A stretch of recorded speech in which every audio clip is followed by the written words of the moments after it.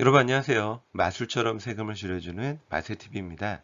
오늘의 주제는 사위, 며느리, 사랑하는 만큼 세금이 줄어요 입니다. 왜 사위, 며느리한테 증여를 해야 되냐? 물론 아들, 딸한테 증여하는 게 제일 좋지만 아들, 딸에게 충분히 증여를 많이 한 상황에서 사위, 며느리에게 증여할 때 어떤 이점이 있는지 여러 가지 측면에서 좀 같이 살펴보도록 하겠습니다. 증여세는 여러분들이 많이 알고 계실 거예요. 상속세와 증여세의 세율이 동일함에도 불구하고 사전 증여를 하면 세금이 많이 줄어든다. 왜? 그건 바로 표에서 보시는 것처럼 상속세와 증여세의 부과 방식이 다르기 때문입니다.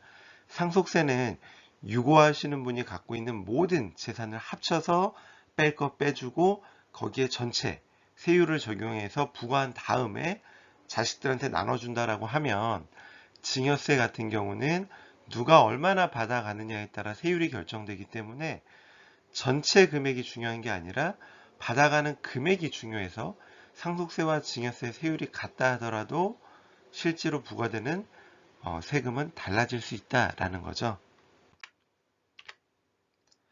증여세를 줄이는 방법이 크게 네 가지가 있다라고 전에 말씀을 드린 적이 있고, 그 중에서 오늘은 나누면 나눌수록 분산할수록 세금이 줄어든다 라는 부분 먼저 초점을 두고 말씀을 드릴까 합니다. 자, 왜냐면 증여세는 받는 사람 기준으로 내는 세금이기 때문에 인원수를 늘리면 세금이 줄어든다라는 거죠. 자, 그래서 아들한테 또는 딸한테 한 번에 12억을 줄 때는 5천만 원을 공제한 40% 세율이 적용되기 때문에 약 3억 가까운 세금을 내게 됩니다. 하지만 이 아들 세대, 즉 아들, 며느리, 손자까지 같이 해서 증여를 한다라고 하면 5천만 원 공제뿐만 아니라 기타 친족 1천만 원, 손자 2천만 원, 손자가 성인이면 5천까지 공제가 되겠죠. 추가적인 공제 금액과 세율도 10% 구간을 두 번을 더 활용하고 최종 세율이 40%가 아니라 20%로 다운되기 때문에, 물론 손자한테 증여할 때 30% 할증이 된다 하더라도 8,300만 원 정도 절세가 가능하다. 그래서 받는 사람을 늘리면 늘릴수록 세금이 줄어듭니다 라고 말씀을 드렸습니다. 최근 결혼하는 자식한테 증여할 때 증여재산 공제를 1억 5천까지 상향하겠다라는 기사가 나온 걸 다들 보셨을 겁니다. 물론 그게 확정이 되면 제일 좋지만 그렇지 않다 하더라도 그에 준하는 효과를 볼 수 있는 내용이 있습니다. 바로 교차증여예요. 내 자식한테 줄 거를 각각의 부모들이 사위 또는 며느리에게 주게 되면 자식한테 1억 5천을 준 거 이외에 추가적으로 1억 1천만 원을 줬을 때 증여재산 공제와 10% 증여세를 한 번 더 활용할 수 있기 때문에 세금을 좀 많이 줄일 수 있다라는 거죠. 여기서 한 가지 더 주목해 볼 내용이 있습니다. 우리 동일인이라는 규정인데요. 세법에서는 이 동일인이 준 거는 다 합산을 합니다. 즉 엄마가 나한테 1억을 주고 아빠가 나한테 1억을 줬다고 해서 각각 1억의 10%가 아니고요. 이건 한 사람이 준 걸로 봐서 2억의 20% 세율을 적용합니다. 그래서 부부는 동일인으로 보아 증여재산가액을 합산한다라고 되어 있습니다. 하지만 여기서 중요한 내용이 하나 있어요. 뭐냐면 장인과 장모는 또는 시아버지와 시어머니는 동일인이 아니라는 거예요. 부부이지만 동일인으로 보지 않는다. 따라서 각각 증여한 것으로 보아 증여재산가액을 산정한다라는 겁니다. 즉, 내 핏줄이 아니기 때문에 핏줄이 아닌 사람들이 나한테 주는 경우는 많지 않아요. 그렇기 때문에 이들이 주는 건 부부이지만 동일인으로 보지 않겠다라는 내용입니다. 여기에 절세할 수 있는 포인트가 하나 더 나오는 거죠. 이 케이스는 제가 최근에 상담했던 내용입니다. 각각 자신의 자녀들에게 5억씩 이미 증여를 한 상황이에요. 그런데 이제 추가적인 증여를 더 하고 싶은데 여기서 추가 증여하면 30% 세율을 적용받아서 30%의 세금을 내야 되니까 추가로 1억을 줘도 3천만 원이 증여세가 나가는 거죠. 너무 세금이 아까운 상황이었어요. 자녀들이 좀 더 좋은 집으로 이사를 해야 되는 상황이었는데 그때 활용할 수 있는 방법입니다. 즉 앞에 조금 전에 말씀드린 교차 증여에서 한 단계 더 나가는 거예요. 뭐냐면 시아버지, 시어머니 또는 장인, 장모가 각각 증여하는 겁니다. 그렇게 되면 동일인이 아니기 때문에 추가적인 증여를 하더라도 각각 1억 증여한 게 부부라서 합산해서 2억의 20%가 아니라 1억에 10%씩 적용되기 때문에 1,000만 원씩 된다라는 거죠. 그래서 추가적으로 4억이 자녀 세대에게 내려오지만 증여세는 4천만 원밖에 늘지 않는 거예요. 아까 제가 뭐라고 그랬죠? 5억씩 증여한 상황에서 내 자식한테 1억만 증여해도 3천만 원이 세금이 나온다라고 했습니다. 그럼에도 불구하고 그 방법이 아니라 교차 증여이면서 동시에 시아버지, 시어머니 그 장인, 장모가 각각 1억씩 할 때는 1,000만 원 세율이 적용되기 때문에 4억을 증여함에도 불구하고 4천만 원밖에 세금이 부과되지 않는다. 이는 결국 그 받는 사람을 늘리고 교차 증여를 활용하면서 동일인이 아닌 사람들을 활용하는 방법을 쓰게 되면 세금을 좀 더 많이 줄일 수 있다라는 내용입니다. 자, 이 규정은 여기에 나와 있습니다.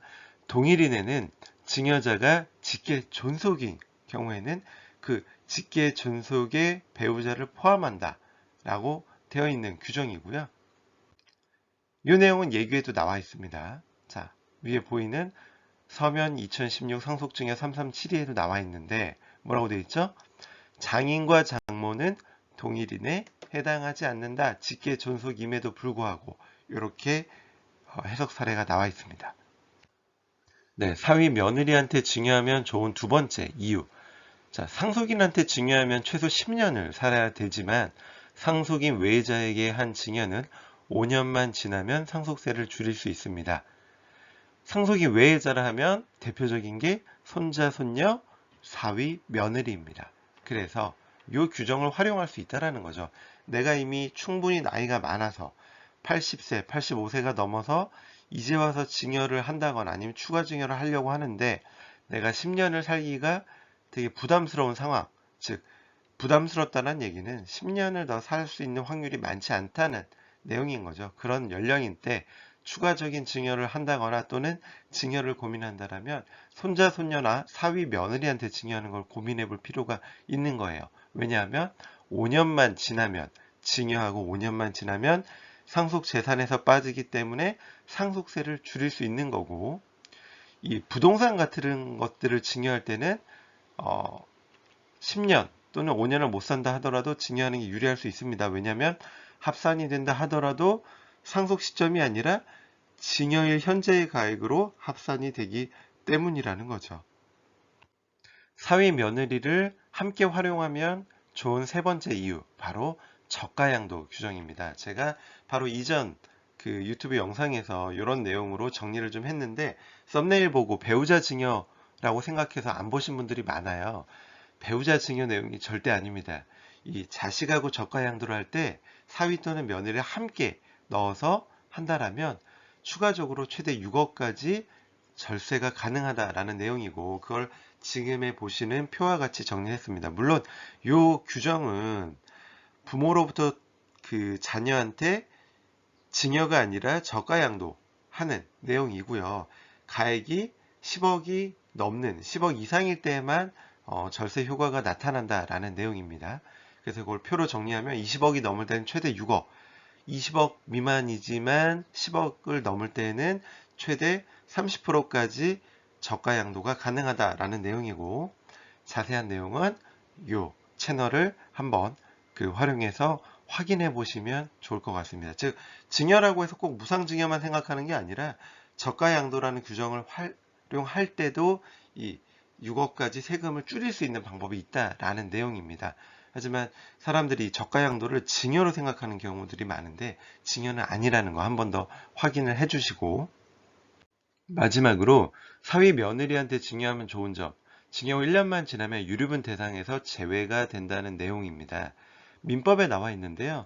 뭐 이런 거예요. 뭐 공동상속인 중에 피상속인으로부터 재산을 증여받아서 다른 공동상속인의 재산이 침해가 된다. 상속재산 침해가 된다라면 유류분 반환 청구를 할 수 있다라는 내용이고 이 일반적으로 상속인한테 증여한 거는 기한에 상관없이 다 유류분 반환 대상이 되지만 이런 게 있어요.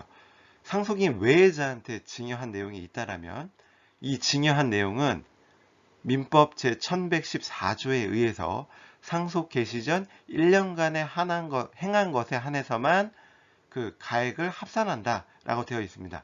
물론 당사자 쌍방이 유류분 권리자의 손해를 가할 것을 알고 증여를 한 때에는 기한에 상관없이 유류분 반환 대상에 포함한다라고 되어 있어요.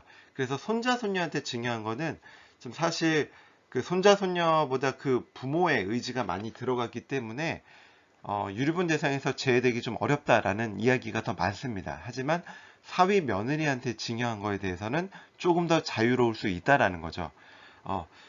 과거보다 최근에는 이 법문구에 좀 더 충실하게 판결을 내리는 경우가 많아졌다라고 해요. 그래서 사위 며느리한테 증여하는 방법을 쓴다라면 내가 특정 자녀한테 조금 더 주고 싶을 때 이 사위 며느리를 활용한다라면 이 유류분 대상에서도 조금 더 자유로워질 수 있는 확률이 높아질 수 있다라고 생각이 됩니다. 그래서 이렇게 네 가지로 한번 정리를 해봤습니다. 여러분들이 많이 알고 계시는 내용일 수 있어요. 하지만 관점을 조금 더 달리한다라면 세금을 좀 더 많이 줄일 수 있고 재산분할 그 분쟁에서도 조금 더 자유로워질 수 있다라는 내용을 오늘 한번 정리를 해봤습니다. 자, 도움이 되셨다면 구독, 좋아요 눌러주세요. 지금까지 마술처럼 세금을 줄여주는 마세TV였습니다. 감사합니다.